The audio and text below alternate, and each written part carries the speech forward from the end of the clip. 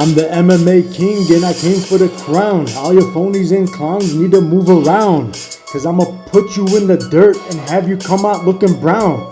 But it's okay, don't frown, cause I'm always gonna be around. So listen up, I'm only getting started. This is still the first round. Hello YouTubers and MMA community, everybody who's looking forward as much as I am to what could be the biggest event of our generation. UFC's upcoming card this Saturday is going to be in a card that I don't think will ever again in our lifetime or generation come close to ever seeing happen again. This is not just because champion versus champion, not just because 3 belts could change hands, but even if none of these fighters held a belt, for example, Peter Yan versus Aljamain Sterling, for example, Israel Adesanya versus John Blachowicz. If these guys, neither of these 4 guys held a belt, if none of them were champions, and you gave me 5 rounds of action between these 2 guys, I would watch that fight over any championship fight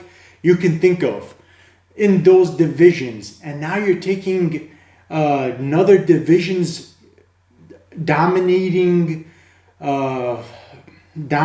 figure in fighting against another division's dominating megastar. So you got 2 divisions, guys who are capable of cleaning out their divisions, coming together and saying that now if I beat you, I'm the guy who can clean out 2 divisions. These are the best of their divisions going against each other. This is not a guy who won the belt because of a robbery. He didn't win the belt because somebody vacated it. Sure, John Jones vacated it, but the John Jones that we seen lose to Dominic Reyes, but the judges sided, do you think he would have had a chance against that same Dominic Reyes who got annihilated by Jan? Jan Blachowicz immediately went to the microphone to call John Jones out because he knows that this John Jones, I don't know if it's due to evolution from MMA's new evolution that people have now had to either, if you did not do like Jan or Glover, for example, if you didn't have a resurgence where you found a new version of yourself to come back to, or you have to be a new breed. If you're not a new breed or somebody who had a resurgence, I don't care if you're the greatest of all time, John Jones or not, you're out of here. You got no chance. The Dominic Reyes, a guy he's not really a big martial artist. He's not somebody who's been practicing martial arts or BJJ since he was 5 years old. He's just an athlete. This is a guy who came from a different sport. And he was able to dominate just from his athleticism, his heart, his evolution of what MMA's new world was good enough to get the win. He dominated more than 3.5 rounds. He dominated at least 4 rounds, in my opinion, minimum of 3.5. I don't care how much of a hater you are, you cannot say he didn't win 3.5 rounds against John Jones. But remember something, okay? That we're going to go back to this in a moment. There's a reason he lost that fight, and that's going to play a big factor in this segment today. We got a lot of stuff to talk about. I feel like I should play that Fresh Prince of Bel-Air song while I'm saying this. What's the hell it goes? Let me tell you about a story about this kid. And I'm going to tell you a story about a few kids today on this segment. And we're going to start with, let's have some order. I know, listen, I know I can be all over the place. I'm sporadic. I don't have notes. But that's how you know I'm not copying, I'm not plagiarizing, I'm not trying to write something down I found from Wikipedia. This is all from knowledge. This is from a perspective and an opinion from a guy who knows his stuff, So you should be the one taking notes. I don't need the notes. I know what I know, and I know what it's going to, and that's why my results, if you're in my Patreon, they'll vouch for me. 150, we were up to 190 members. Keep in mind, Guys who've been around for years don't have that many patrons, or they do, but they've only got them at that level of $5. I've surpassed the people who are at $5 charging $150, and I'm doing them a favor, because who in their right minds would charge somebody $100 a month only when his competitors that offer the same are charging $400 a month and they're not giving the same results? I was charging $100 a month to get started because I knew people can at least get their foot in the door, see what I'm offering, and once they see back to results of profit and profit. On my worst week, I made $1,200 using my bet slips. If you just duplicated my bet slips and you only bet with $500 or $400, you would have made over $1,000 in profit on a bad day. And this is not something that happens once a month. We do this every week. If we don't win, if there's a week we don't win, everybody's going to be freaked out. Like, what the heck could have happened? If you get more than, on average, the minimum of my parlays, I'm a parlay king. I live it up because all my bets are parlays. So even if only 40% of my bets cash in, we make 2 or 3 times my money. Sometimes we don't even miss one bet. We go days with 49 out of 50, 40 out of 41, 40 out of 47. But even if only 15 out of 40 cashed in, we make profit. So can you imagine what the profits are like when we're in that range of what we usually are on average, which is 90 percentile?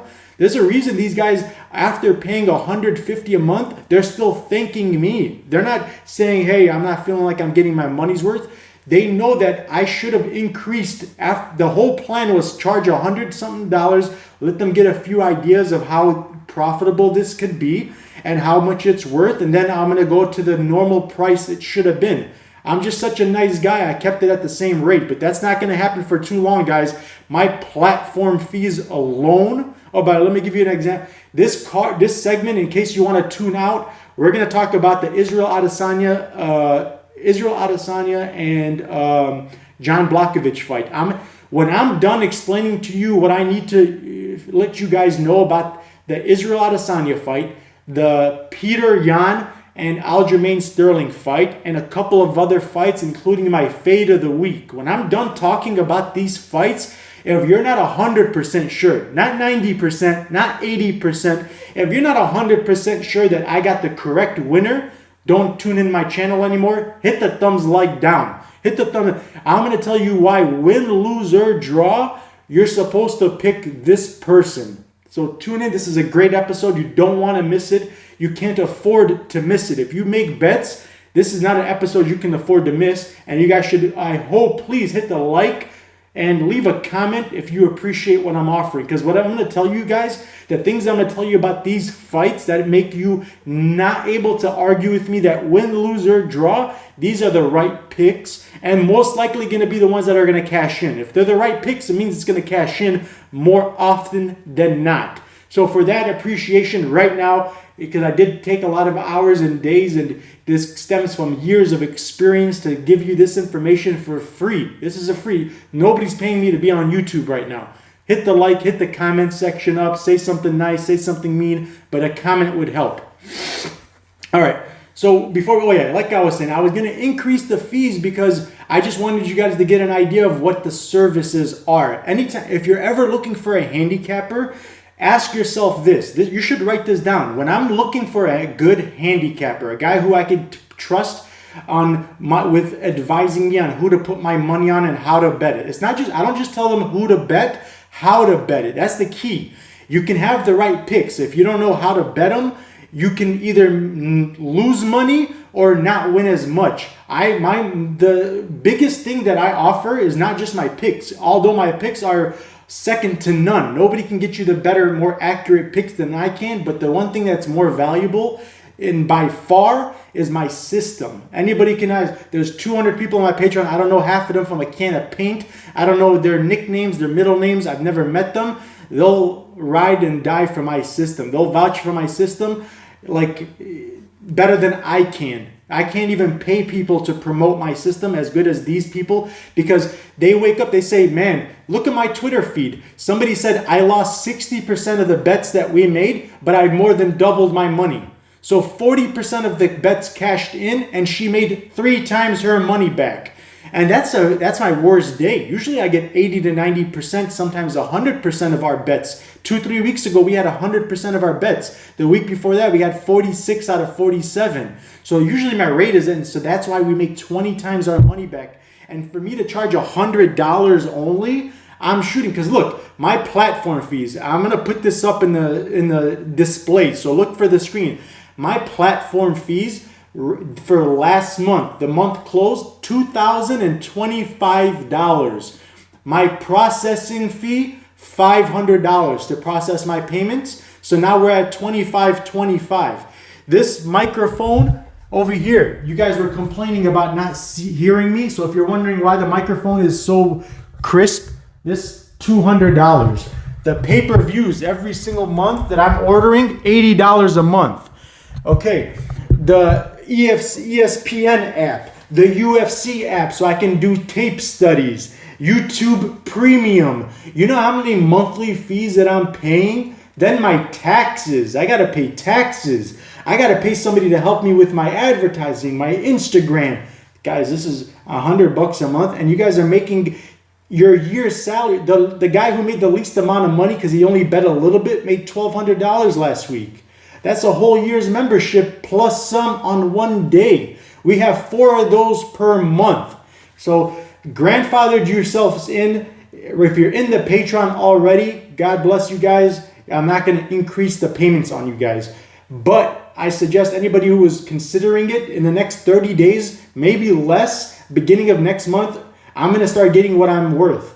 And I'm not offering week to week to week profits where you can even go 30 weeks in a row and lose and still only break even for $100 a month when I got all these expenses. Come on, guys. You want me to work for free? I told you. And another thing you ask yourself, what did that handicapper do before handicapping? You got to, remember I used to tell you guys I got a great job. I was getting paid $120 an hour, $124 an hour. Is my old job. So you got to ask yourself, is this guy just doing this because he's got nothing else to do in life? Nobody else wants him. He's not qualified or skilled. He doesn't have the education. He's not good enough to do anything else. So this was his last resort. That's not the kind of guy you want. You want a guy who's sacrificing, who could do other things, who's not good for nothing, because that's the kind of guy who can make good things happen.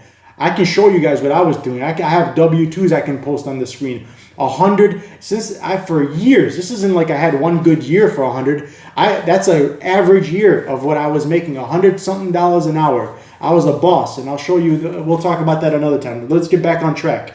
All right, Israel Adesanya. No, we'll start with my fade of the week.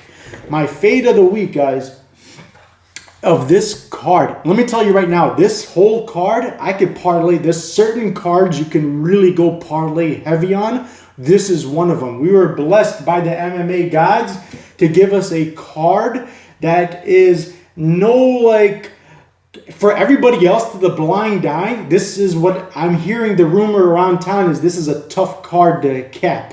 A lot of handicappers are torn between this guy or that guy. Anytime that's another, take a note. Anytime somebody is torn between two guys, let me tell you right now, there's only one fight on this entire card. Anybody should be torn between the fighters on who to pick. And that's rare. I don't remember any time this has ever happened to me. Anytime ever before this, and I'm imagining after this, because this is a rare event. I'm never going to have that type of a dilemma. I'm always going to know who's going to win. And for me, even those close fights where you got a guy who's a black belt versus another guy who's a black belt, but one guy's just a little bit better, that's as clear as 99 to 1% for me. I don't have those it could go either way moments. If this guy's supposed to win, he's supposed to win.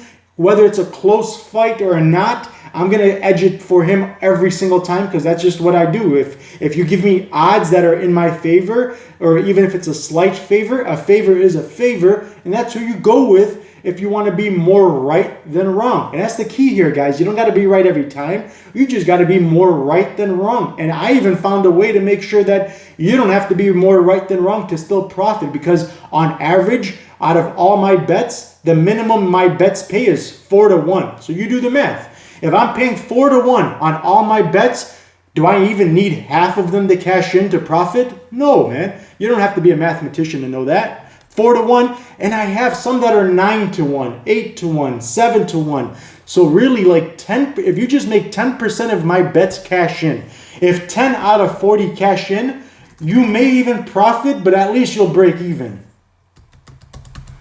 That's the beauty behind my bulletproof system. That's why, unless I go from the guy who's more wrong than right, not the guy who's barely wrong, unless I become that guy who flips it, goes from being more right than wrong to being more wrong than right, there's no way this can't be profitable. That's why I say bulletproof. That's why I'm growing at a rate nobody's ever grown at in Patreon. You know what I sent? I showed a screenshot inside my Patreon. I showed 33 members of my Patreon today got 90-day anniversary hoodies. My sweater, my hoodie, give you guys a sneak peek at what I'm working with here.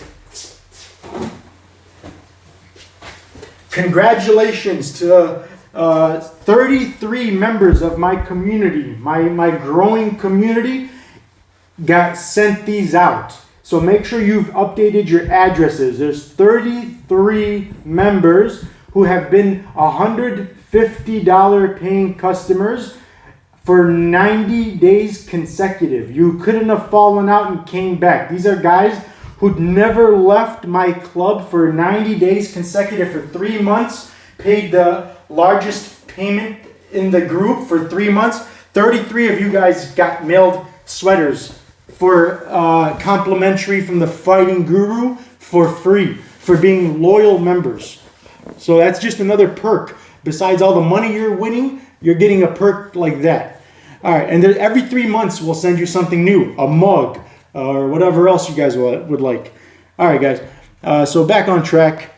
Oh yeah. All right. My fade of the week on a card like this. I'm going to tell you right now. The only fight that should be something that people are torn between, and I'm going to tell you why. And I'm going to tell you why. In actuality, if you look at more than just the inside circumstances between this fighter and that fighter, and that's what you got to do. A good handicapper sees everything. He sees the outside the ring circumstances, the politics, and the personalities. You got to see everything. I told you it's not just about one fighter versus another fighter. It's more to it than that. There's politics that you got to weigh into in consideration. Now, let me tell you, I told you we were going to go back and talk about this. Do you know why? Even though Thiago Santos, even though Dominic Reyes won 4 rounds out of 5 against the current GOAT, what they call the champion of the light heavyweight, the former champion who relinquished his belt to go to the heavyweight rankings. And I'm going to give you my theory on that. I think there's a reason why John Jones relinquished his belt. Let me tell you, if you're a champion, you hold stocks with the company. Every pay-per-view, whether you're a part of it or not, this is a guy who's argued about money on his contract time after time after time. A guy who ran back to his car after a hit and run, hitting a pregnant woman and running back to just get money, a small wad of cash out of his glove department. That's how important money is to this guy. You're telling me he relinquished his belt, which gives him percentages of every pay-per-view. Conor McGregor, every pay-per-view, if you're a current belt holder, a part of the contract says that you get a percentage. Whether you're on it or not, every belt holder in UFC, current champion, gets profits from their pay-per-view buys. You're telling me, amongst many other perks of being a champion, outside the organization sponsors, a lot of things that you're getting money for, you're telling me he relinquished it for no reason, just to go to the top because he cleaned the division? Do you really believe that? I'm gonna tell you what the truth. We're not gonna focus on it. I may make a segment just for my patrons about politics. And I'm going to put that in a folder where you can just see MMA news. I already have that folder. You can look into it, but I'm going to add these types of things to it. Like the reason why Khabib retired, everybody found out was true. The reason why Michael Chandler wasn't fighting for the first 6 months, I told you, because he couldn't fight with the drugs still in his system from Bellator because they juiced to the gills. and then he had to clean himself out. And in the meantime, they were just marketing him as a backup fighter, but he was never going to fight until 6 months of the drugs being out of his system. So I gave you that theory before anybody else, and we found out that there was a reason why he kept passing on fights until it was time for him to be able to. Anyway, John Jones, there's a stipulation, there's a clause in the contract with USADA. If USADA, as long as you don't have a fight scheduled, and as long as you're not scheduled to fight or coming out of a fight. So as long as you didn't fight and win, and then the results came back, USADA will never be able to break the news about your tests unless you break the news first. So if you get a drop dirty, if you're found that you have a dirty drop after being tested, as long as you remove yourself from the fighting game, as long as you don't sign a fight contract, you don't fight within a certain parameter, they're never going to have to announce it. They're going to keep it. There's a law. There's something about they tarnished people's, like, there's a long story. I don't want to get into it right now. I don't have the time for that, but there's a reason why they cannot announce it before you announced it first. So as a way of him avoiding and not holding up the division, he had to relinquish the belt. And so that nobody would know that because he knows that his legacy cannot afford any more of these blemishes. And one more drop, nobody will ever talk about him being the GOAT. His little hope left of being that good. You know how important that is to him. He argued on Twitter for days when people were talking about Conor McGregor or this guy. He's never did, or Khabib. The day after Khabib's fight, he was on Twitter saying, "I'm the greatest. He didn't defend his belt more than me. So that's an important thing for him. Besides money, his legacy. And that's the reason why I think they're hiding results. And as soon as his body is cleaned up, he'll be able to go back and regain his title again. And I know he would have never given it up. Back on track. Sorry, guys. All right. And I'll put timestamps so you can skip past the MMA news and stuff like that. All right, my fade of the week. This is, the fight that was the closest fight on this card is the Aljamain Sterling and Peter Yan. And that's for a good reason. Peter Yan, in his past, has only lost to one guy. That's that Mago. He's a guy who we actually made a lot of money on in his last fight in Bellator. He's a very good prospect. I don't know why he's not in the UFC, but Bellator has been doing good with him. We made a lot of money on him in his last fight against the guy who looked way better, way stronger. I forgot his name, but he looked like a good fighter. But in reality, I told you the guy who doesn't look like a fighter, who's kind of skinny, and that's going to be the guy who would win the fight. Well, that was the guy who beat Peter Yan, and Peter Yan avenged the loss by beating him in the rematch. But that guy's game is very similar. If you could take Aljamain Sterling's worst nightmare style matchup, his kryptonite, and if you can take Peter Yan's kryptonite, his worst style matchup, it would be those two guys. That's what I'm saying. This is a special event. Forget the titles. These two guys are the best, the top two. Literally, there is no third guy that you can argue is better than these two guys. In their division, they're number 1 and 2. You want to call one number 1 and the other number 2? Fine, but you can never call either one of these guys number 3. They're number 1 and 2 all day long. Nobody has ever come close to beating them besides a head kick from Marias before he was the new Marias that we see. That this is the Marias of old, who was giving Henry Cejudo a good run for his money before gassing out. That version of Marias, anybody's on any given day could get. You can land a crazy, the same way he beat Sandhagen and just like a quick something happened like that, or like the Jose Aldo versus McGregor.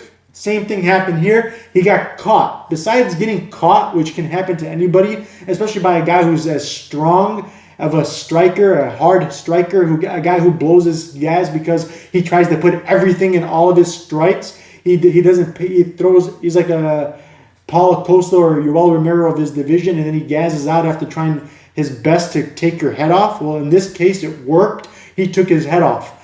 But most of the times, if you run that fight back 9 out of 10 times, and especially with the new guy that we're seeing, Aljamain Sterling that we're seeing, and a new Marias especially, even the old Marias, Aljamain Sterling wins that fight 99% of the time.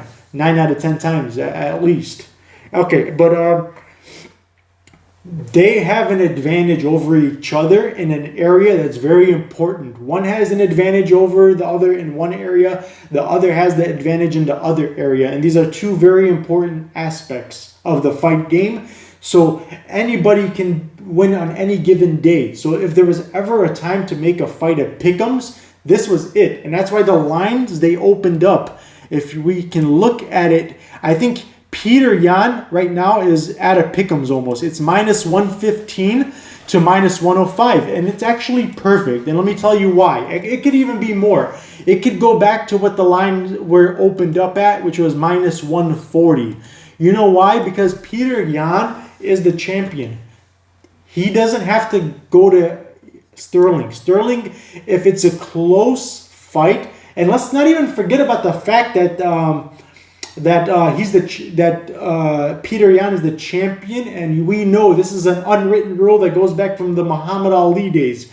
You cannot win the belt and take the belt off the champion by just barely beating him. Ask Max Holloway, what does just barely beating the champion get you? Nothing. You get a loss. You get a draw if you're Brandon Moreno and you're so lovable and you got a little cute face, you want to pinch your cheeks. If you're a Brandon Moreno who likes to play with toys and action figures and you're so cute, you may get a draw, like Figueiredo, no homo. Like Figueiredo got a draw, he should have won that fight. Even without the point being deducted, one of the judges screwed up one of the rounds. And that's the only reason that, he screwed up one of the rounds. Moreno lost that fight, but they gave him a draw. And let's remember this draw situation there, because we're going to bring up another fight about a guy who got a draw who didn't deserve it, who actually lost the fight, but they gave him a draw. And he's on this card too. I want to remember this, okay? We're going to go back. So remember, you guys got to be taking notes. The information in my head, it's coming at 100 miles an hour. You guys got to catch it. You can't let it go here and out of there and not be able to cash in. This is how we cash in money, guys. If you're not writing it down and you don't have that type of a memory, what is this for? You got to watch my channel 50 times over? Okay, actually, I don't mind. It's better. Don't take notes. I prefer that. It's better for the analytics. It looks good for me if you don't take notes, actually. I changed my mind. Don't take notes. All right, guys. Because of not just that, Sterling is not a guy that UFC is high on. If you remember, they did everything in their power to try to not give him a title fight. They wanted, and there's a reason. I don't want to get into this. If I have to sidetrack for everything that I say, these episodes will be 5 hours long, guys. But there's a reason why they don't want him to be the champion right away. It's not that they don't like him. A long story short, the same reason why I told you that Figueiredo was given Alex Perez before Moreno, even though Moreno was fighting on the same card. They don't want the championship to be switching hands every two events. They want to make it look like a guy's invincible for some time. It's more profitable. It's more sellable. It's more interesting. You build names and you build superstars. You build Conor McGregor's when you can seem invincible and you make a champion seem untouchable. And while you're doing that, on the side, you're also promoting the number 2 guy to make him look like a world beater. So when they finally come together, you got this moment where it's a champion that's not a big favorite. When do you see that? He's almost at an underdog and he's a champion, guys. It's a pick'ems at a champion. Well, how often do you see that, right? That's because they built it up correctly. This has been, they wanted to put even, they try to put Sandhagen. It was such a bad luck. When Sandhagen blew it to Sterling, then Marias blew it to Sandhagen. So it was like they tried everything to try to avoid this fight for as long as possible. So forgetting the politics, besides that, they love this Russian. Russians, remember, they're the friends of the friends of the friends. You don't want to fight against. Ask Pantoja what is getting 6 submission attempts, almost 2 of them were successful. And you're outworking, outpacing. You got more takedowns, more control time, more aggression, way more submission attempts, which are so important. I've seen guys win fights just off of submission attempts. Had less takedowns, less control time, less strikes, but more submission attempts, and the judges gave them a fight. This guy had more of everything, including especially submission attempts, and he lost to Askar Askarov. Pantoja got robbed, in my opinion. You can argue it, but I don't pay attention to just what you guys... I take scores. I was a fighter, and I've been professional at handicapping fights, so I pay attention. I write these things down. How many points? How many significant strikes? What was the accuracy rate? The percentage? The total strikes? I take care... It's takedowns, submission attempts. When you factor all that in, Pantoja should have even got a 10-8 round, and they let him lose that round. A round that he was supposed to win 10-8 round, they even gave it to Askar. And Askar showed so many signs. This guy acts... I've never seen somebody come inside that UFC doors acting like he already knows he's going to be a champion. While he's losing the fight, he still has his hands raised like he knows he already won. It's just too suspicious. Like, he does a very bad job at pretending to play along about being surprised. Like, when we saw Beneil Dariush beat Michael Johnson and there was a robbery, Beneil looked so shocked. Or when we saw Guram versus Gamrot, even Guram said, I lost this fight. I don't know what the judges are seeing, but the guy beat me fair and square. This guy doesn't play like that. The Russians, there's something with the Russians, the Kamzats. They all come from Putin, and Putin's been at UFC events. They do have private shows. They send fighters for Putin and his entourage to do private shows. So they're doing business together on the side. Don't be surprised when they have guys like this that they show favoritism to.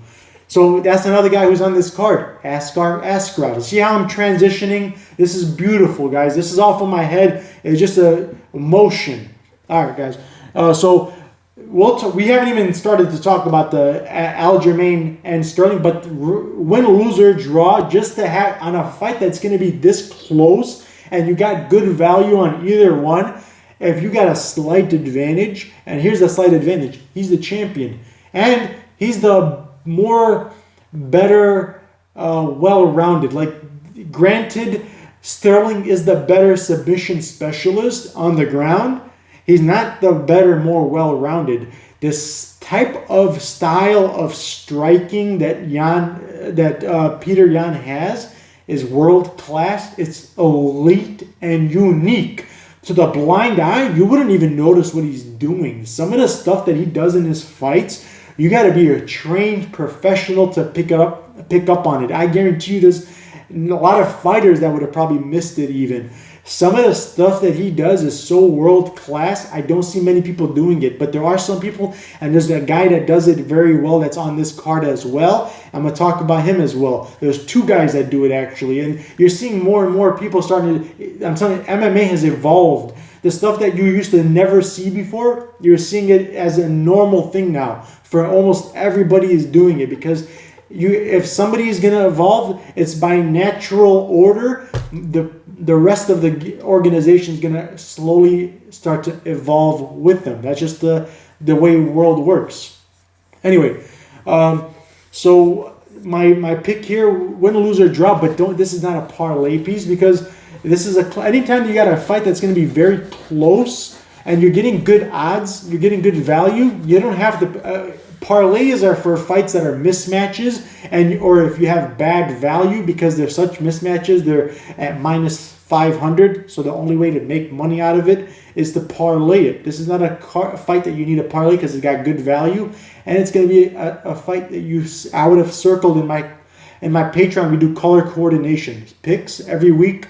After the weigh-ins, I give you color coordination. The ones that are in blue are the ones that are going to be facing adversity. That's how you know don't parlay them, or if you're going to parlay them, only put them in a very small amount of parlays and for a very small wager. So there's a map on how to make your own parlays if you ever wanted to, if you just look at my colored coordinated picks. That's another perk. So this is a blue circle fight for good reasons, but the slight edge is on the current champion, who will win the decision if it's a close fight, win or lose, or draw. They're going to give him the decision or the draw. All right, guys. My fade of the week I want to talk about next. So we got a couple other fights we'll talk about, but the next one we'll talk about first is my fade of the week. My fade of the week is none other than, and I'm sure, you know what the funny thing is? You can go back. I've never had a fade of the week that didn't lose and lose badly. All my fades of the weeks get annihilated. They get destroyed. The Maurice Greens, the Anderson Silvas, the Carlton Minuses, the Matt Browns, they get destroyed. Anyway, my fade of the week, which I'm still batting at 100% at, is a guy who other channels are picking. So beware. And that's why I tell you, if you look at other channels, they'll discourage you. Even if you don't take their picks, they're going to leave something in your head that's going to make you hesitant about taking the guy. I had a guy in my own Patreon argue Alexa Davis was going to lose. He's the only guy that, even without picking my best value play, Alexa Davis was plus 185. Almost 2-1 underdog, plus 180. And I had her in 4-leg parlays, 3-leg parlays, 5-leg parlays. She cashed in as one of our best profits. Not only single bets, my biggest single bet play, but in my 3, 4, and 5-leg and 2-leg parlays. She cashed in every column. Column A, column B, column C, and single bet column. Without him trusting me. He said, look, I love your picks. I appreciate what you're doing, but I don't agree with your Alexa Davis pick. Everybody's with Mazel. I agree with everybody else, blah, blah, blah. I said, go ahead. I'd rather you go with your gut. So if you think that she'll win and you don't believe me, at least that way if something weird happened and she did lose, I don't feel bad. I'd rather you go with who you prefer, but it's against, you're paying me for nothing. You're paying me for my picks and you're going against them, so you're wasting your money. But we had a little bit, it wasn't an argument, it was a respectful disagreement. We agreed to disagree and that's it. He came back, you know what his comment was to me today? I promise I will do everything according to your bet slips. I won't change anything. Even without my Alexis Davis, he profited money that day. He was the one that profited the least amount out of 177 patrons that day. He was the smallest profits of us all. He didn't listen. The fade of the week, like the Justin Gaines, like so many times I've had guys that I've picked as fade of the weeks, other channels picked them to win. This is another guy who I've noticed. What's his name? I don't even know how to... My name girl is sleeping, so I'm sorry. That's why I got a good microphone. This microphone is going to help me not have to be too loud because the time difference. I don't know if you guys know something. When I'm doing these segments, I fall asleep because I'm 6 hours ahead of you guys where I'm vacationed at. All right, so she's asleep, so I would need help with this. But usually, at least the first name is easy. Kennedy Nchukwu. Kennedy Nchukwu is a guy who... This is a guy who, not only do I think he's not UFC caliber, that he's very, very low level of a fighter. If it wasn't for his freakish size and strength and physicality, the specimen of as big as he is, like 6 feet. What the heck is this guy? Let's see. Anyway, he's a freak of nature. The good thing is his opponent is not a dwarf. He's a pretty big freak of nature himself. So let's see. Carlos Ulberg is a guy we made a lot of money on. If you remember, he may have been even a slight favorite or underdog. I don't remember, but when he fought on the Dana White Contender Series, on that card, if you go back, the breakdown, if you want to hear more information about this guy, Go back to my previous segments. It was the first month or second month that I ever started my channel. I had a very good breakdown on his Dana White Contender Series. We went 5-0 that day. We had perfect picks. He was my biggest parlay piece and single bet piece of the night. He was the main event. Carlos Ulberg made us a lot of money that day, and I expect him to be the biggest mismatch of this card. If there's no fight I would be more confident in than this one. And he's got pretty good value on him because just like against Michel Pereira, the Demolator, whatever his name is. This is why I need my Brazilian. Just like when Chaos Williams was still a favorite, even during live betting, if you were on my companion that day, you made a killing because even after the first and second round of getting beat, Chaos Williams losing the first and second round, going into the third round, he was still the favorite, minus 140 favorite. Michel Pereira was plus 140 just because of the knockout power threat. This guy is not a knockout artist. He's so bad at punching. And let me tell you about his opponent. Carlos Ulberg is the master of rolling with the punches. This is a technique. Gabriel Green, he utilized it against Daniel Rodriguez. Why do you think a guy like Daniel Rodriguez, who knocks people out in the first round with one strike, 189 significant strikes in 3 rounds, didn't even hurt one time, didn't even drop. 189, all 3 rounds went to decision with Daniel Green, who we made money off of recently as well, against, who was that guy? Phil something. But we made money on him in a lot of parlays because he showed me that he's good at rolling with the punches. Rolling with the punches is when somebody is punching you and you're going with the velocity and the direction of the punch. You're rolling with it and it absorbs it so much better than if you didn't do that. If you didn't do that, you're subject to your longevity of your career is at jeopardy. You're not going to live as long. You're not going to have as much thread on your tires. Your chin will not hold up for as long. You're going to start to notice your career is coming to an end sooner. Every fighter should do this. Every fighter doesn't. Not only does Carlos Ulberg do this, but he does it very well. I've even seen, you'll notice, see, to the blind eye, they would say this is bad. This is a bad sign, or they would talk bad about it. They'd say he's not balanced, or he's showing signs of fatigue. One of his fights, I saw that when he got punched, or attempted to be, because it looked like he got punched, but really because he rolled with the punch, it really wasn't a bad punch, but he fell to the ground. The judges and the referee both didn't count it as a knockdown. They counted it as a slip because they saw he didn't fall from the punch. He fell because he was trying so hard to roll with the punch that he threw himself to the ground. That's how good he was at rolling with the punches. So even though he takes shots, he does it on purpose. That's another thing. Let's talk about the second thing that he does very well. He is such an excellent counter striker. You know what he does a lot? I don't see too many people do this, and it's very effective. He doesn't do it in a way where like is the different type of counter striking. It's very high level, and I'm not surprised that he comes out of the same training camp as one of the best strikers of the history of UFC. Israel Adesanya is trained with and next to and by the same person that Ulberg is trained. And Israel Adesanya is talked about to be one of the Anderson Silva of our era. He is one of, even maybe better than Silva, as one of the best strikers of all time.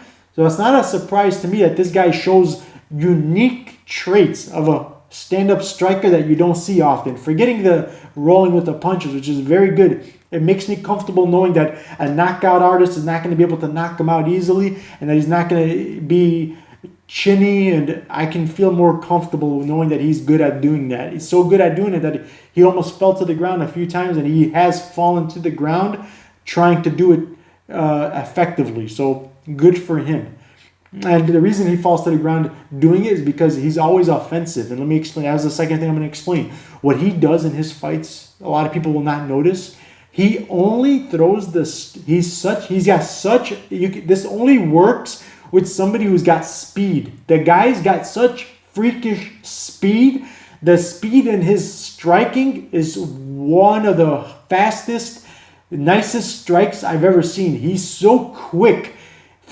You cannot, even if you know it's coming, you can't stop it because it's so fast. He's got some of the fastest hands I've ever seen. So you know what he does with that tool? He knows it too. He knows he's fast, and he's found success in it. So what he does, he won't strike as often until you open up. As soon as his opponent is showing that he's about to make his move, about to like throw a jab, let's say, anytime you're going to throw a strike. Now in boxing, in striking, they teach you after you throw your strike, you got to come right back to the same spot. That's basics 101. If you're learning basic combat sports, fighting or striking or boxing, your trainer is going to teach you. As soon as you're finished throwing the punch, you got to come right back to where it was before you threw it. That's the key. That's important. That's a basic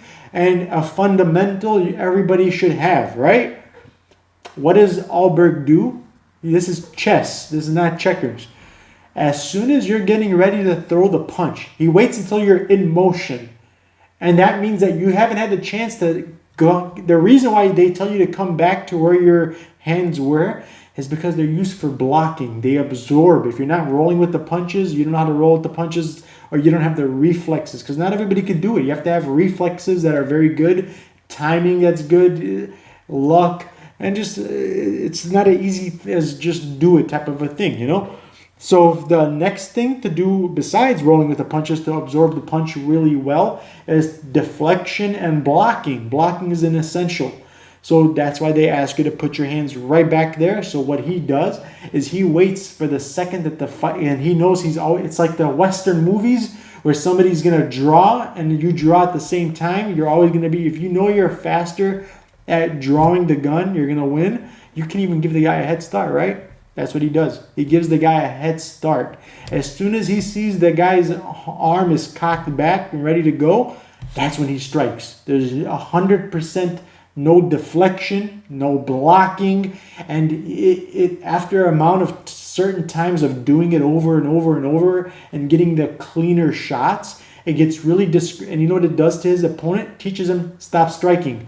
Every time I'm punching, this guy is making me pay for it. I can't keep punching this guy. It's a mind tactic as well. It's a very good strategy because now you're landing significant strikes. You're putting damage.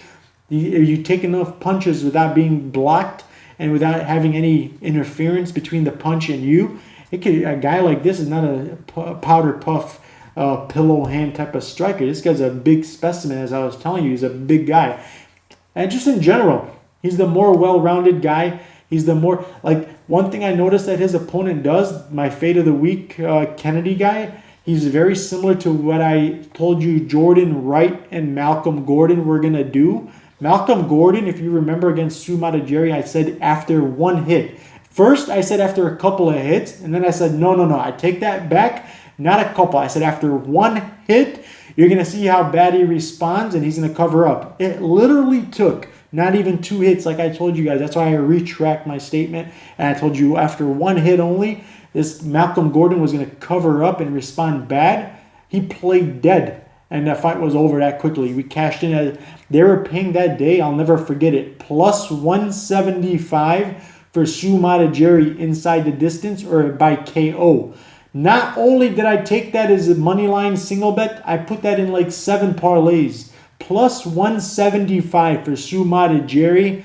That reminds me of when I made plus 300 on the minus 1800 when Shevchenko, the Bullet, closed at minus 1800 against Jennifer Maia. Jennifer Maia is a tough Brazilian girl I followed very long time. She's never been submitted or knocked out in 10 years. And They were paying plus 300 on a minus 1800 favorite to win by decision. The Bullet Shevchenko by decision prop was plus 300, 275. I cashed in on parlays with that ticket. So sometimes the best value plays are the ones right under your nose. They try to deceive. They pull the wool over your eyes by showing you value. It's the ones that are the worst ones are the minus 400s, the minus 300s, the minus 500s. Those are really the worst ones. The Los Koskis of the card, the Rodolfo Vieira, who I warned everybody about, the Joaquin Buckleys. Those guys are the worst ones when they line them up at minus. Sometimes those are the worst. The Benil Darush, who's a plus 110, or a Pick'ems. Those are sometimes the best ones. I'm telling you guys. These handicappers, there's a reason why they fired Overeem. If you guys want to know the truth, why they fired Overeem and why they fired JDS, Vegas is not playing games, guys. Vegas is the one who's in control. The mafia, the guys. This is not the Whitey Bulger of the Boston Mafia that was threatening Dana White back in the day. This is a different crew now. Dana knows not to play with these. It's not even Dana. Dana's a puppet.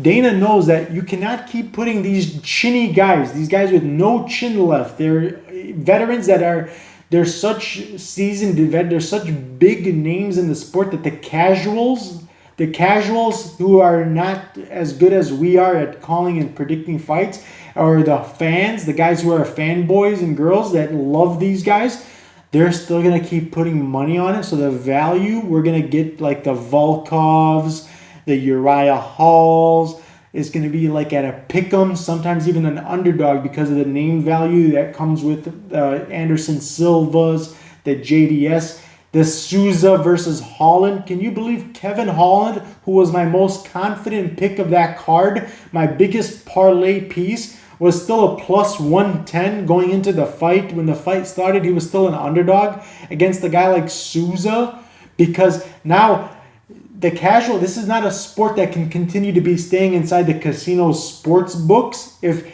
the matchmakers don't change things. Why do you think that now all of a sudden, didn't I warn you guys? I said this is going to be a bad day, a year for handicappers. If you're not on my team, you're going to be in trouble because underdogs are going to start to prevail. I said people are going to start to be very surprised. They're going to have their worst nightmare matchups because somebody is being threatened. I'm telling you, we don't see these things, but it's kind of an unwritten rule. Somebody knows that they can no longer keep these people as easy. It's stealing candy from a baby. I had Uriah Hall in like 10. I had Kevin Holland. I had Cyril Gain against JDS. You can't put Cyril Gain against JDS and give me minus 100 for him, guys.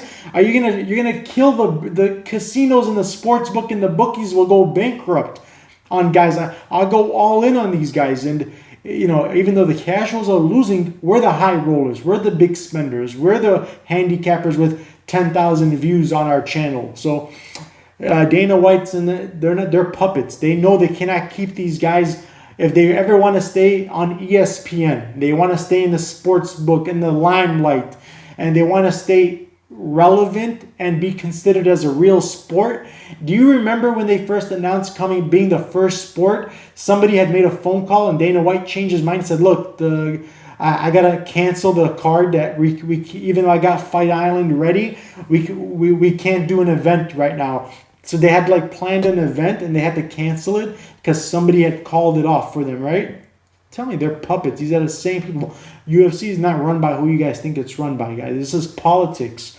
It's not. I don't want to get into this. Too many things that you guys don't need to worry yourselves. If you're in the Patreon, you just got to trust in me that I know what I'm doing. I know the politics. I know how to bet it in the best way possible. You just got to duplicate it, guys. You don't have to do nothing else. Just copy my system and don't wait until the membership goes to become 2 times, 3 times.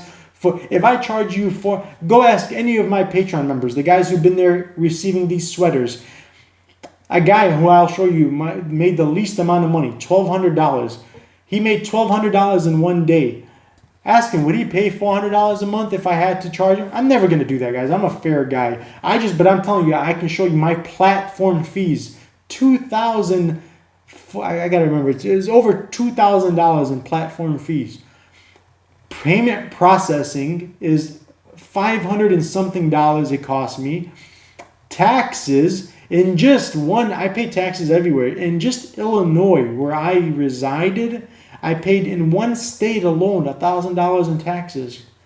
Then microphones, computer, like internet, Wi-Fi, my subscriptions, my ESPN, my thing, the stuff that I use to make these videos, editing videos. You know how expensive this software is to make these videos? So it's not fair that, and how much time I put in. I put in 13 hours, 15 hours a day sometimes researching, interviews, tape studies. So it's only fair. What's fair is fair. You guys make more than me off these cards. So, these bet slips, I put a lot of time into it. I don't just write names down and hope for the best. There's a system, a logical, unique equation to make sure we'll never lose. It's a bulletproof system. That alone is worth more than what I offer you guys. So, and now I'm sending merchandise to you guys on top of it. You know how much these things cost me to make and then have to send them to you guys? All right, guys. Let's get back on track. Oh, yeah. So, and if you're not in, at least leave a comment and hit the like button. Subscribe. Go tell your girlfriends, your son, your father. Go subscribe to my channel and let's grow. Once I get to 1,000 subscribers, that'll help my channel a great deal. I could do super chat. Super chat is something that I can only do when I get to 1,000 subscribers. So I'm getting very close. If you guys can help me get up there, that would be great. That'll be another way to reimburse me for my time. All right, so we got a lot of good fights, man. This is an easy card. I can parlay this whole card. There's some big mismatches. Yeah, so the guy cowards out. I was trying to say, Kennedy does not respond good to the striking. And then I heard another channel say it's going to go to the decisions. This is not a fight that should go to the decisions. A guy who's so crafty, who's so sophisticated, who's playing chess on the feet, and who's such a credentialed kickboxer. I know his record says 3-0 or 5-0 right now. He's got like 16 wins, 9 by knockout in the kickboxing scene. Have you seen how a guy like Dustin Jacoby looked after he went to kickboxing? Israel Adesanya had 100. Stephen Thompson, Brad Riddell. These are all Alistair Overeem before he became, the older version. He was a world beater because of his kickboxing credentials. Kickboxing has made and generated some of the best fighters of our generation, in the lifetime of UFC. Again, Stephen Thompson was a guy who fought Tyron Woodley in back and forth battles that one of them even came out to a draw. And this was against the Woodley who was considered to be the greatest welterweight of all time before he became the rapper and the guy who we're seeing that's gun shy and not the same Woodley that we see today. When Woodley was at his best, Thompson was giving him a draw and a run for his money because of his kickboxing credentials. His accolades in kickboxing played a big detriment, a big part of his success. Israel Adesanya, current champion. Brad Riddell's running through the division. He looks great right now. Same thing with Carlos Ulberg, Dustin Jacoby. These are guys who are big guys, especially if you're a big guy. It doesn't work for the guys who are like that guy who just fought Sue Matajiri. I forgot his name. He's a real small guy. He's tiny. He just fought and lost against Sue Matajiri. We cashed in on that. Was a sneaky prop bet. I put Sue Matajiri. The time before that fight against Malcolm Gordon, we got Sue Matajiri inside the distance. First round, I cashed in 3 prop bets. Inside the distance, the under 1.5 rounds, and win in the first round. All 3 of those plus money line in the parlays. So 4 different bets cashed in on Sue Matajiri against Malcolm Gordon. I found 4 different ways.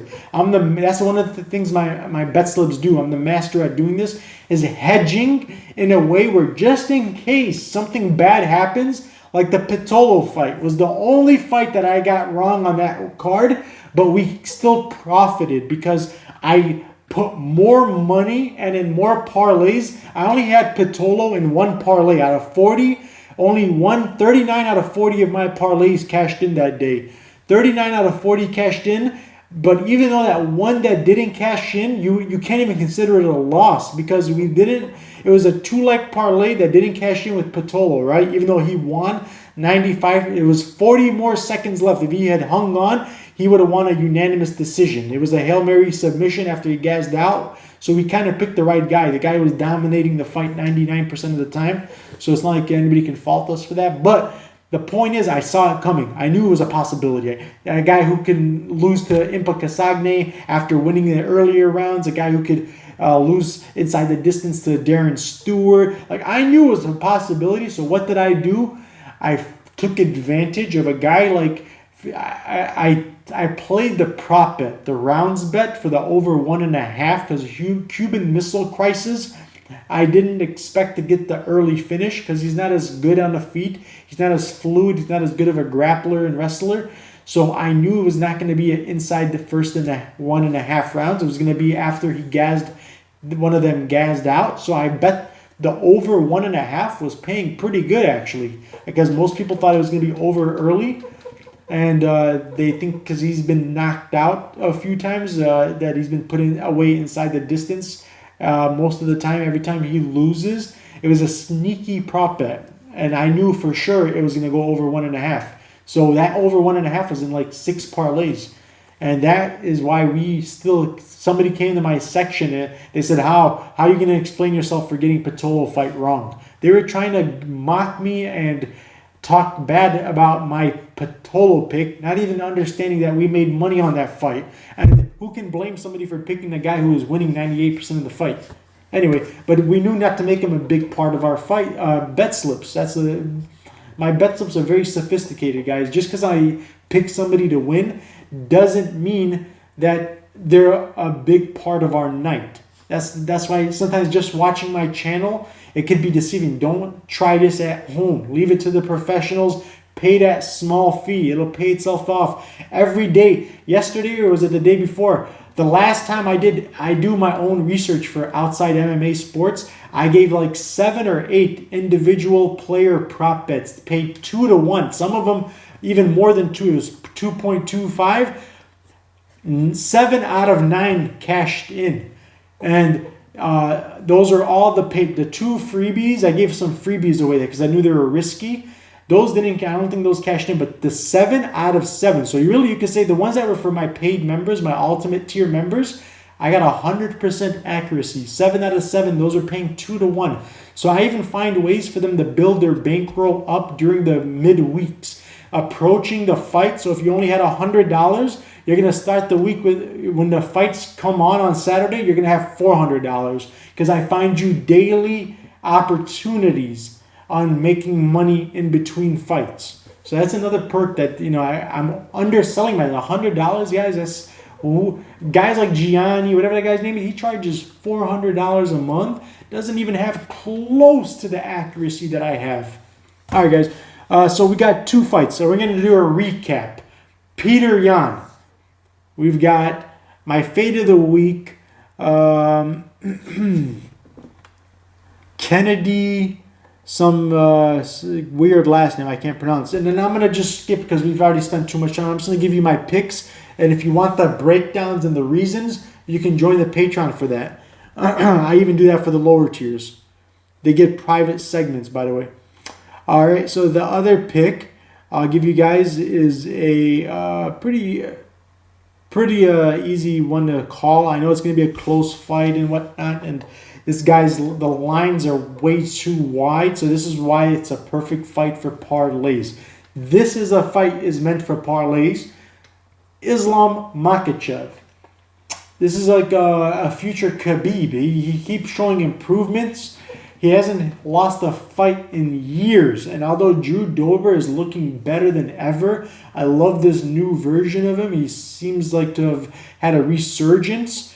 This is no different than the Taskararian fight. Arman Taskararian is a slightly better version of Drew Dober. He's more well-rounded, a little bit less power, but when you got a guy who's as skilled as Makhachev, that power is not going to be a big factor. It's not going to It's not gonna play when he utilizes his game. He's not a guy who's gonna do a Curtis Blades from the outside, shoot for a crazy sloppy takedown. He's gonna do level changes. He's gonna set it up with combinations. He's gonna do feints. He's very good at that. He's very high level. He doesn't put himself in positions that he can get hurt in. He's just a very safe, solid fighter. He's not weak. He's not chinny. So even if Dober lands he'll take a good punch and still keep coming down. He's a chain wrestler, no different than Khabib. And it's hard to bet against a style like that, guys. It's very, very hard to, this is the best, most dominating style of MMA. Anybody who uses this style, even look what happened with a guy like Danilo Marquez. He's not a good fighter, right? He's one of the worst fighters. He was able to get a victory again and again and again, back-to-back victories, just because he uses that style of holding you down, hugging you and wearing out your gas tank, sucking it out of you. So Islam Makhachev, Peter Yan. My fade of the week we're fading is Kennedy Nuzachukwu. And we're going to go with Carlos Ulberg, one of my more confident picks. And then here's a guy that we're getting. Here's my best value play for my single bets and my favorites. And this is also another good parlay piece. A guy who's not getting the respect he deserves. A guy who should be getting way more respect. And I'm going to tell you why he's not getting it. Because of the name. Then even though this guy is very young, Jake Matthews, he's been a UFC household name for many, many years. So that name has brought his stocks and his the casuals and the people who don't know better. They've brought a guy like Sean Brady. This is going to be the dark horse. This is the dark horse of the division. The guy who's got freakish power. He's got such. If you look at his wingspan and his back, this is the strength of a wrestler. There's stuff that this guy does in his fights, so high level. Look what he did to Christian Aguilera. He dominated him on the feet. A dangerous striker, a knockout artist like Christian Aguilera. He was making him look so bad, and he was never in any danger on the feet. He didn't even have to take it to the ground. But then he showed us another aspect of his game. When he went to the ground, he was a fish out of water. He was annihilating Christian. He just put him away so beautifully and easily. There's no mistakes. He's an automatic. This guy's so high level in everything he does. He's just he reminds me of like a Joe Selecki's turning out to be similar. Like he's another good prospect. I would love to see these type of the guys come together and see that type of a style. But right now, this guy, he's not getting the respect. He opened up as more than a 3-1 favor. He was minus 312. He's gone down to minus 210. That's a great value for a guy, especially in a parlay. In my parlays, this guy's plus money. And if you're in a Patreon, I'm going to find a way to get you plus money on this fight. You're going to be able to put $100 on Sean Brady and make $400 back from that $100. That's my specialty. That's what I do. If you want to join and ask about the Sean Brady special package, I'll give you that parlay that gets you plus 4 times your money for Sean Brady. This guy's guaranteed to win, guys. One of my most confident picks. We spent too much time on this segment. I don't want to go into more details, but he's just in every aspect. For example, let's do this. Here, long story short, can you imagine He put away a guy like Christian Aguilera, right? Can you imagine what he would do to a guy like Diego Sanchez? I get it. I get that Jake Matthews dominated Diego. But do you know how long it took him to finally cement the win? It was such an embarrassing performance. You get a guy like that, that's an alley-oop. It did. Let's see. Look at the numbers. Let me see something here. I was just disappointed in Jake Matthews. I mean, he did dominate, but a guy like that, he had no business. It was a mismatch. It was the youth advantage, the size and the strength advantage. Isn't that the fight where he tried to do the Jorge Masvidal thing? Is that the same fight that he did? He wasn't even mentally there. The guy's mentally checked out. He's got a guy who chases people with knives now. He's talking about retiring in the mountains, like some Brokeback Mountain thing with his trainer he's got going on. Really weird stuff, guys. So you should have put him away quickly. Should have been an easy win quickly. And he can you imagine what Sean... It would have been like 3 seconds of the first round, and there's still only value, and there's money coming in on Matthews still. So if you want to wait, unless somebody sees this segment, I would suggest waiting until after the weigh-ins and the face-offs. People will start to see a guy who's young and big, and he's got a good record, and he's got more experience. He's the youngest UFC fighter, I think, ever. He was in the UFC when he was like 18, 19 years old only. So he's got a lot of experience, and that name's a household name now. All right, what were we saying? Oh, yeah, Sean Brady, Jake Matthews. Okay, in the Jake Matthews-Diego Sanchez fight, guys, Diego Sanchez landed 25 strikes against him. Do you remember how many strikes Diego Sanchez landed against Michel Pereira? That's what I'm saying. There's levels to this. So don't say it's not possible.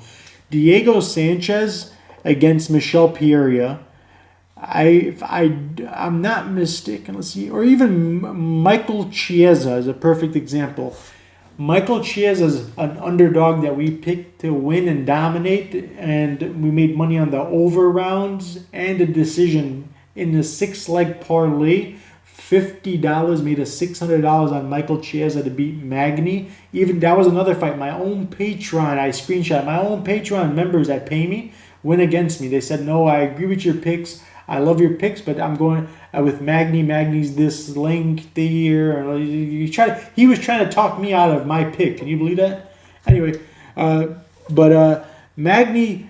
For example, Chiesa was able... That's a different level class fighter. Well, that's the type of level that this guy's on. This guy's on a Chiesa level. Chiesa didn't even land 5 straight...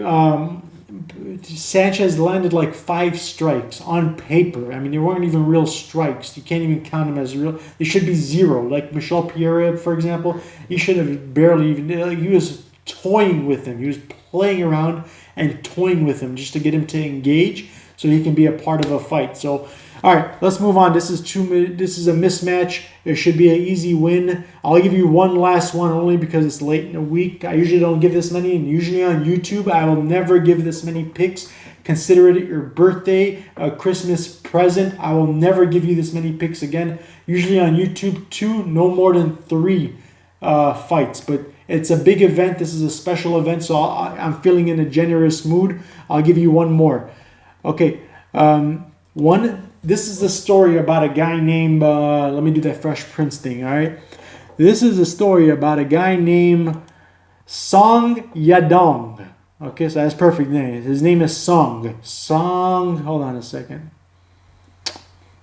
All right, let me kind of give you a story, a timeline, a rundown of Song Yadong. Song Yadong started his debut in the UFC. His first fight was a short notice replacement fight. He filled in for somebody last minute, short notice. So now don't forget, when you are doing a favor for the UFC's marketing machine, when you're on the good graces of the UFC, especially if you're a young talent, if you're a young up-and-coming new face, they love backing you up. Look at what they did to Tony Kelly versus that Ali Abzaz Ali, that bald guy who's got the weird like Uncle Fester look to him. They gave Tony Kelly a decision that he should have lost against the guy who dominated him. It was a rout because he did him a favor. So you got to pay attention to these things. It's politics. So the reason why he went in a fight, like for example, let me explain to you the reasons why against Cody Stamann. Not only did he get outlanded by a significant margin, it was a big margin, he got taken down 5 times. 5 successful documented, I think it was more than 5, but they only gave him credit for 5 because of the actual like doing damage and stuff like that. So, and I always told you, Cody Stamann's a guy who doesn't put himself in a position. He chooses position over submission. without putting himself in a position he can do any type of damage. So he ends up having to get them stood back up, and he puts himself in danger because the referee has to be forced to stand him back up because he doesn't do enough damage or work, because he always chooses position over submission without being able to do any damage for him or his opponent. So he was only given credit for 5 takedowns, but that's still 5 takedowns more than your opponent. His opponent got 0. Song Yadong got 0 takedowns and less strikes, and they gave him a draw. It was so bad they couldn't even rob him. They wanted to rob Stamann so bad that it was such a mismatch. It was such a clear decision win for Stamann that they couldn't even rob him. They had to give him a draw. That's how much they like it. Let me tell you why, though. I'm not done explaining this. There's reason. I'm giving you the before and the after. I'm going to go back into the story, and then I'm going to come back to this. But the Chito Vera fight. The Chito Vera fight is another fight that he lost, clearly lost that fight against Chito Vera, who also landed takedowns against him and got taken down no times. Like 2 or 3 times he took him down and never got taken down. So it was a 2-0. He was the only guy with takedowns in the fight. Chito Vera also outlanded him, more better strikes at the end of the fight. So Chito Vera won that fight clearly, and they gave, you should have seen it was a big controversy. They were talking about it as one of the biggest robberies, but there's a reason for it. First fight, his debut fight, is a fight that he filled in last minute and got a finish. So not only did he show that he's dependable guy that they can count on to not lose a card or not lose a fight on the card, which is a very big... People cancel their pay-per-views. They want their money back. They don't buy pay-per-views. They decide not to buy them. And one of the worst things that UFC hates is canceled fights. It scares them into thinking they're going to lose money that they would have made. So when somebody fills in short notice, last minute, they want to show that we appreciate it and we'll do things for you if you do it for us. It's a really shady thing. Like, it's not fair for the guys who are winning the fights, rightfully so. I don't like it, but I understand it. It's a you scratch my back, I scratch your back tactic, you know? So this is the timeline. After that, okay? Let's keep going. After that, so he got a finish. Not only did he fill in, but he impressed them. But now remember, now they're getting back. They love backing guys up who are worth backing up. They don't just back anybody up. They got to back you up and market you if you're worthy.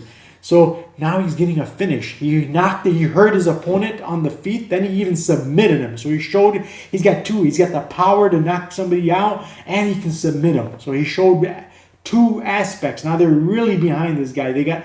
So they gave him another fight. They gave him a full camp this time, a whole 6 months to prepare. It's a great style matchup.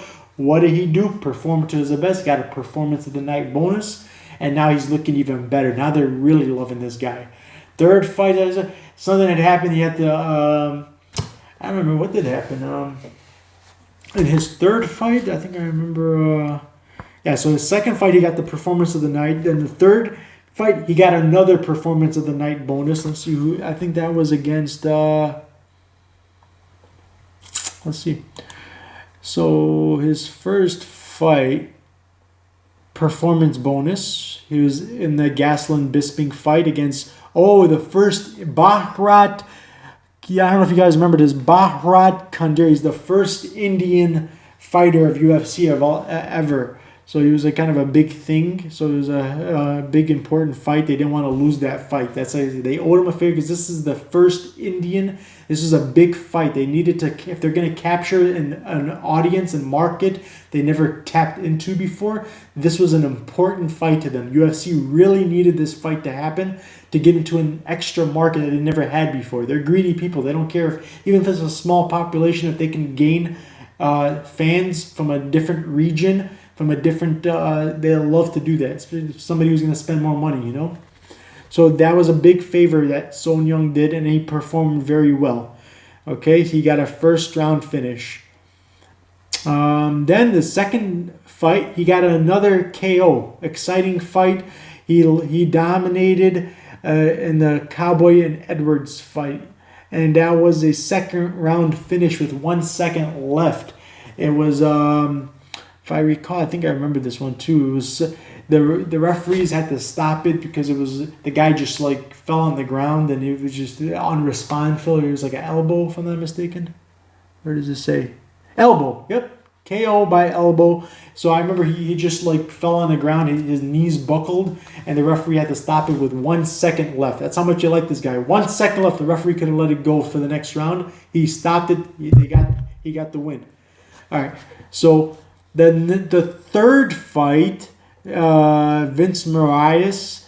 This is another fight that was very, very close. 79 to 74 strikes. Only 5 strikes different. He won by unanimous decision. Fourth fight, another performance. Okay, so it's getting to the point. Alejandro Perez, he beat him. It's getting to the point, I think, right now.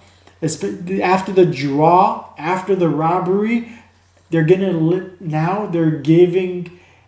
him out on his own. They're kind of like taking the training wheels off, and they're letting him go now. They said, okay, you did us a couple of favors. We did you a couple of favors. Now you're on your own, and let the best man win. Kyler Phillips. Look, he's not chinny. This guy's not chinny at all. He's a very good prospect. And Sang Yadong isn't a guy that has like crazy freakish power. He's kind of got like a stinging. He kind of reminds me of that guy who fought against Phillips. That guy who broke Khamzat's record for beating that guy on the ground. Du Young Jung, he fought against Sam Alvey, went to a draw.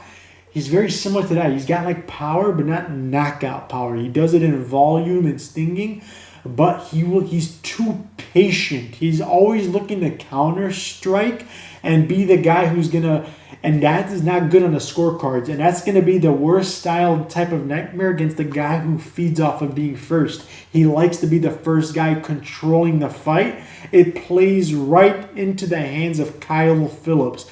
Kyle Phillips is a guy who's a certified black belt. He trains with some of the best trainers and certified instructors. Some of the same people who's even helped Sean O'Malley develop his game have helped this guy. So he's really high level.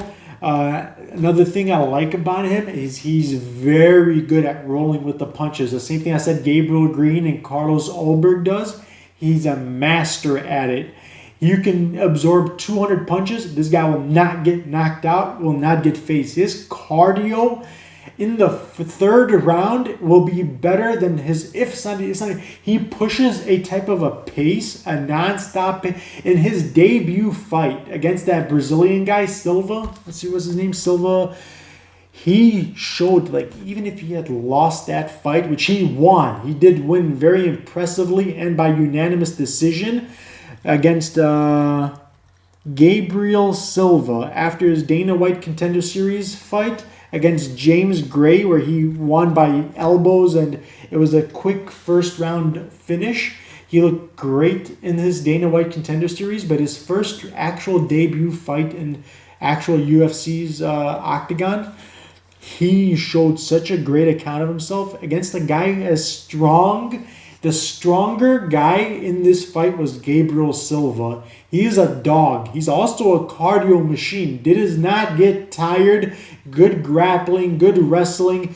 He even landed 2 takedowns successfully against Phillips. But Phillips won by unanimous decision and got fight of the night. This was one of the biggest favorites of the night.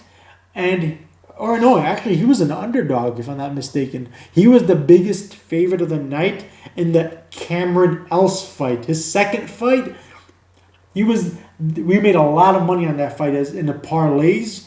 I had to parlay him because he was at minus like 500, if I'm not mistaken. But let me see. But it was worth it. This is a guy who deserves it. So we're getting good value. The last time we seen him, he was with the biggest favorite of the night. On that entire card, he was the biggest favorite for a reason, rightfully so. He dominated. He's showing signs of even improving. And let me tell you, okay, Zhao, his opponent, I respect him. He's a good fighter, but let me tell you some of the differences. These are key differences. All right, now they're both black belts. These are guys who don't make mistakes at the highest level. They don't make the guy who will make the least amount, the lesser mistakes actually, the more fluid, the more confident, the more better unique striker, the more well-rounded, the more higher volume, higher pace will be Kyler Phillips. The better cardio, Kyler Phillips. He's got so many advantages just off the advantages alone in physicality and in his game. You would be crazy not to bet on him instead of the other guy. I don't expect any more favors. It's not like this guy saved Dana White's life. He didn't take a bullet or step in front of a moving train to save his life. It was like a favor, and they returned it. That's it. It's over now. They're not going to continue to ruin their entire reputation and division for this guy. He's not that serious. He's not a guy who's going to be a champion one day. He's not that big of a deal. So they're not going to rob a prospect that's this good. This guy is the guy that they're going to be high on, that they really want to see do well. And if it wasn't for the recency bias and everybody being afraid of what we know better than the robberies and stuff, this guy should be a much bigger value to him. He should be the rightful favorite for many reasons. Let me tell you another thing. Sal Young, he started at 10 years old, is the first time he got into martial arts. Not by choice. By 12 years old, this goes to show you. He won his first gold medal in China's, I forgot what it was called. And at 12 years old, he was already winning gold medals and stuff for martial arts. You know what? I have friends in training when I did karate. Karate was my first martial arts before boxing. But even I have friends that tell me their parents from China, the Chinese and Japanese culture and Korean culture sometimes as well. Their parents forced this on them since Wiley Zhang is a perfect. She did been doing it since she was a kid. The same way like we do, Americans do like, I don't know, hockey maybe. I don't know, but Brazilians do some maybe soccer or whatever is important. Mexico does soccer. Fighting is for martial arts is they do it in school. It's a part of their studies. So they force it on their kids. Unlike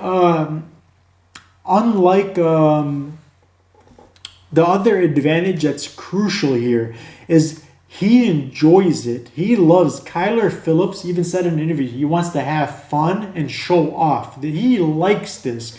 His opponent is sick. This is the last thing he wants to think about when he's not at work performing. He's thinking of everything else. He hates this. He was forced into this sport, and he did not want to pursue it. This is not a sport that anytime you don't do something that you enjoy doing and somebody had to force you to do it and do too much. At 12 years old, you want to go out with your friends, play video games. This has sunk it's embedded since childhood. It scarred him that every time he associates martial arts, it gives him a bad feeling, a bad taste, a bad memory, because he didn't want to. He was forced to do it by his family and by his society, his culture, his region. So it's another thing that separates somebody. When somebody enjoys doing something and puts their heart into it and it has fun, that's a big difference between how that person will perform, less mistakes, the calmness, the ring generalship, the IQ, the control that he showed in his most recent fight especially, but even in his debut fight, is a thing of beauty. We don't even see it on some of the older veterans. Like guys like Anthony Smith don't even have those things, and he's been in fighting for so long. Like the way Anthony Smith fought against Glover Teixeira is a perfect example of what he lacks. This guy has a lot of it. He doesn't just have it, he has a lot of it.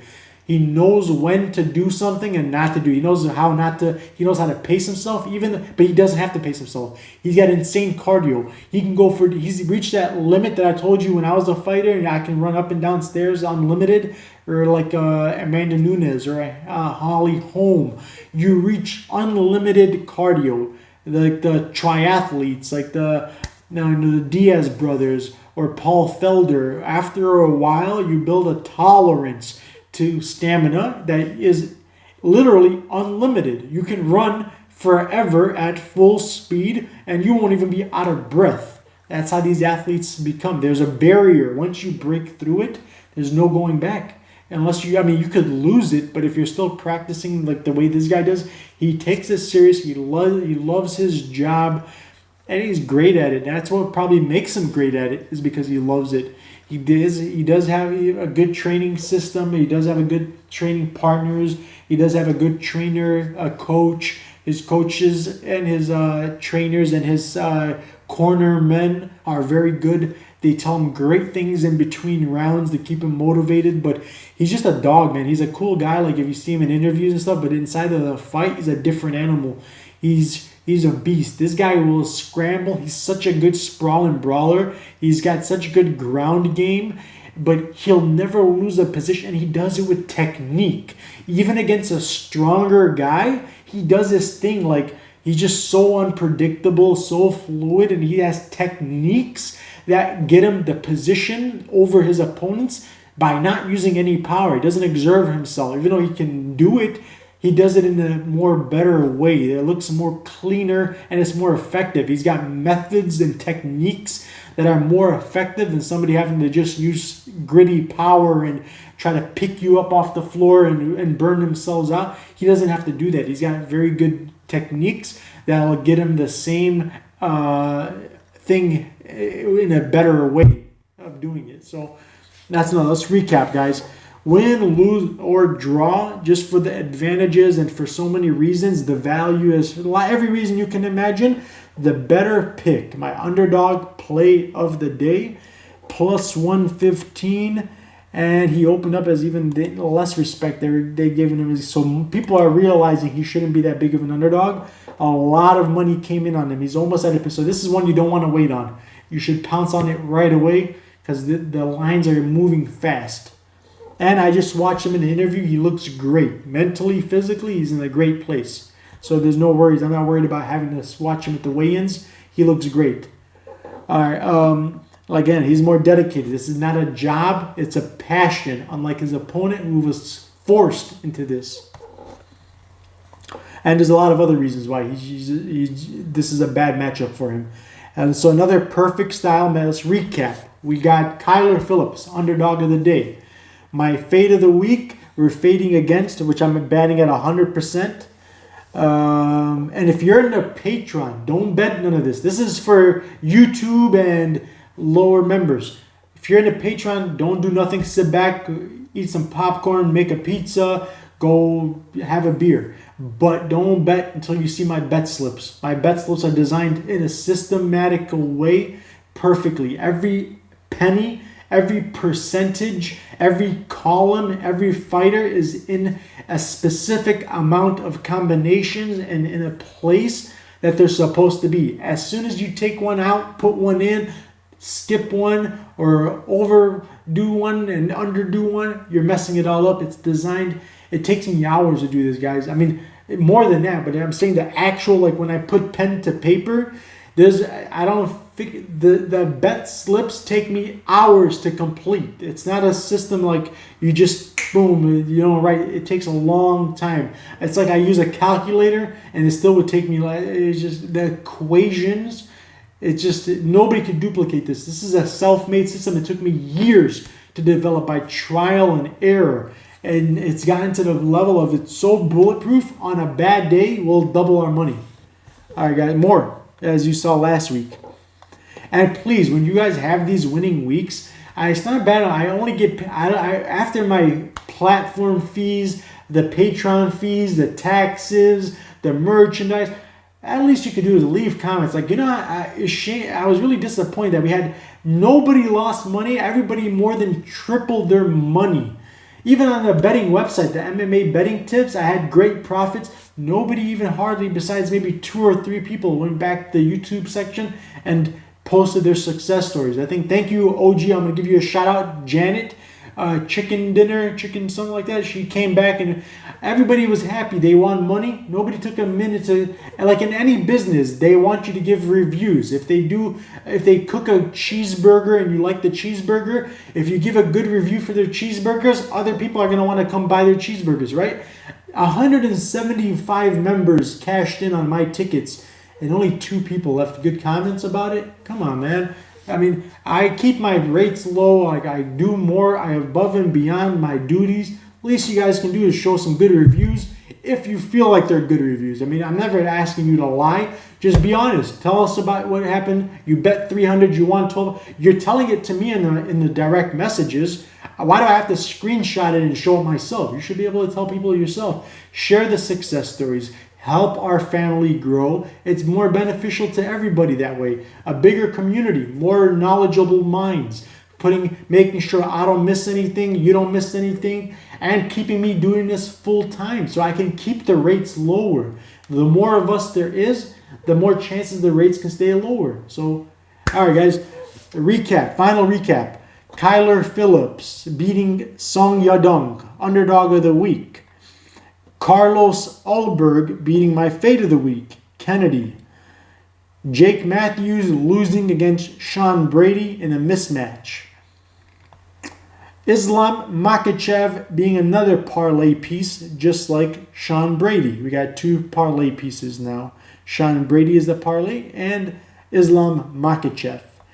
All right, and I broke down a little bit about the Israel Adesanya fight, Jan Blachowicz, in my previous segments. You just got to go back. I broke this fight down like 4 times. I talked about the leg kicks, how important they are, what Israel Adesanya has to do against the guy like Jan Blachowicz. It's the same thing he had to do against Yoel Romero. He had to do against Paulo Costa. If you minus the leg kicks, the calf kicks, the leg kicks in the Paulo Costa fight, how do we even know what would happen? Can you imagine if you took away the damage done to the legs of Paulo Costa in that fight? And now remind yourself, how did Jan Blachowicz end up getting the win and breaking Dominic Reyes' nose? What set up the punch? What made Reyes desperate for closing the distance, trying to headhunt? It was because the kicks. This is a guy who's going to be able to outkick anybody. The bigger, stronger guy who's going to be welcoming the game. If Israel Adesanya does not adjust his game plan, usually when he's going up against the bigger, stronger guys, he's known to go on the outside and try to chew up the legs and make it a kickbox, which is where he comes. He's a kickboxer. Initially, he came from a kickboxing background. So did his opponent. His opponent will be the better. Do you remember? Just go show pictures of Dominic Reyes. I'm going to show you guys pictures on this video. Dominic Reyes had a mark after 1 kick. And now he's been practicing. The only thing he's been practicing more than anything else is his kicks. He kicked him on the side, like by his ribs. An entire fight, you seen this big mark. It was the size of a freaking, I don't know what the size. It was the size of a thigh, of a human big person's thigh. It was huge. All inside of his, after 1 kick, he like shattered his bones. So Israel Adesanya is not a big guy. He's a very small built guy. And I don't know if he could take punches and kicks like that. So this is a dangerous fight. If you're not in the Patreon and you're not getting my bet slips, I don't suggest you try to do this one on your own. So this is one of those, I've already given you way too many fights. I'm going to save some good ones for the patrons only who are paying to be there. So get in, it's not too late. This is the best card. It's early in the month. You got plenty of other fights. It's only the 4th of the month. You get a full, this is the best time to join. You get the full 4 weeks in the month out of your membership. You get a whole 4 or 5 events. Every week the UFC is going to be back. We got next week and I also do Bellator, Fury, LFA, Risen, One Championship, Glory. I do all that. I've had my rate for those are even better than UFC actually. I get like a 90 to 100% range every time on those fights. Bilal Muhammad versus Leon Edwards is coming up in 7 days after that, March 13th. So that'll be included in your membership. March 20th, the Holland versus Brunson, included in your membership. 27th, Miocic versus Ngannou card, where you got Volkanovski versus Ortega, and O'Malley versus Almeida, Woodley versus Vicente Luque. Such good fights on this. Miranda Maverick, who I have an interview with. If you want to get an inside scoop about her fight with Jillian Robertson, that was booked for March 27th, rebooked. This is a great parlay. You guys got to look into the interview. I did an interview with her, and it was so much insight that you could use in her fight that it will help you make money. I don't suggest you miss that interview, guys. It's in my channel. You can go back. All right, hit the like, hit the subscribe, the reminder bells, please. Make a comment. If you don't make a comment, it's not doing me any good. And then find your brothers, your mothers, your sisters. Tell them to subscribe to my channel. Let's get to 1,000 likes or 1,000 subscribers. That'll help me out a great deal. All right, thank you guys for your time, your support. Good luck on your bets. Hope to see you guys in the next segment or in the Patreon. Bless you guys all.